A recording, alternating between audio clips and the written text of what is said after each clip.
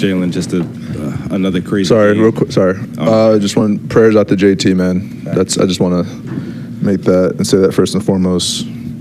Thoughts and prayers with him, and just praying for the best. Obviously, another crazy game, crazy runs, whatnot. Just how do you process the comeback, the win, and what it means for the series right now? It means a lot. It was a big game for us. Just the way we responded. It's what I'm most proud of. Sticking together and just making sure we're not quitting. And that's a tough team over there. And obviously we want to get out to better starts. And but they got experience. They're defending champs for a reason. So a lot of credit to what they do. I'm just happy with how we fought. Hi, over here, Jalen. Mikal, wondering your vantage point on the play where you get the deflection, OG gets the run out dunk, Tatum goes down. What did you see in that moment? What were you thinking when you saw that he was down? What was your perspective on it? I thought he rolled his ankle. And then obviously we want to go out there and compete. But when a player of his caliber goes down and he's rolling in pain like that, you know something's wrong. So that's why I just gave my thoughts and prayers, because you never want to see something like that ever.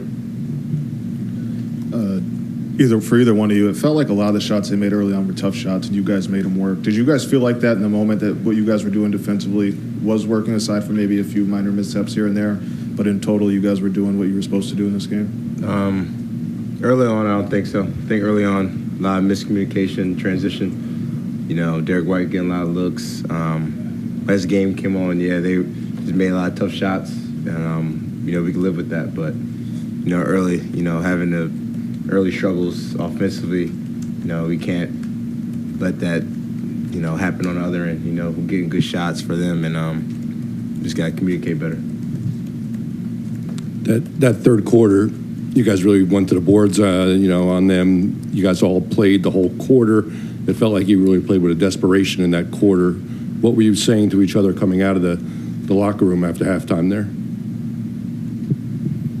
Just keep fighting, We've been down way worse before. And just come out that edge in the first half and don't let up. Don't let them get up in a lead even higher. Just stay the course and one possession at a time. And that's what we did. Jalen, I know you've been teammates with Mitch for a little while now, but after he missed this much time this year, seeing him get back to that dude who just, whenever there is a miss, he at least gets a hand on the ball. Like, what is that experience like for you as a teammate, kind of seeing him operate in that sort of way now? Yeah, he brings a lot to this team. When he came back, obviously we want him back fully healthy and ready to play, but just seeing how he was, just being back, being healthy, being full off the court, it was great to see. And so he was working his tail off to get back. Obviously we love what he does, but him having his joy and being back and just being around and contributing, that's what we were most happy to see. Mikal, I know we call him Captain Clutch, but you've had so many big moments this season. Even in the regular season with the Trae Young block, the Bulls block, was it a steal against Brooklyn or a block against Brooklyn? I can't remember. But block. Block. There's a block. Is there something to that? Like, do you have like that clutch gene as well? Is there something that you kind of turn on when it really matters? Just the will to win. That's pretty much it. Just trying to fight to win. Honestly, that's doing whatever it takes. That's pretty much it. And I think last year for a while, I think I was leading the league in fourth quarter points for a little bit, but it kind of died down. So, Mikal, I'll ask you to describe this because he probably won't. But that third quarter, when you guys are down 14, and he starts taking over, scores I think 18 points in the quarter. What do you see watching that? Do you just like, oh, here we go again? Or? Yeah, just times get tough like that. He's going to never dwell from the moment. He's going to stay locked in and get us there. Like, he just wants to win, man. And how he works, and he knows what he likes on the court, where he wants to get to. But I really think it's the will to win and want to win the game that he turns up another level because he doesn't want to lose. So it's great to watch, and glad he's on my side. Conversely, Jalen, what was it like watching Mikal do what he did in the fourth? Didn't feel like he missed, and maybe I'm wrong here, but were you trying to get him to do your ESPN interview with you too? At the end, it looked like you were maybe trying to get his attention. No. I was actually telling everyone to get off the court. I was like, it's nothing to celebrate.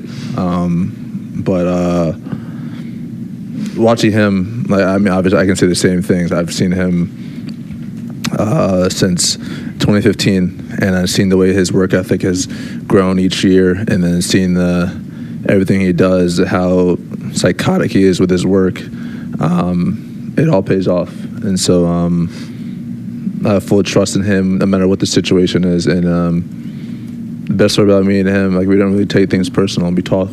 We sometimes talk, and sometimes it's good, sometimes it's a little ugly, but we want to win, and it's been like that since the day I met him. How come you don't talk about Josh's next league? Why? Next question. Next question. Right. Next question.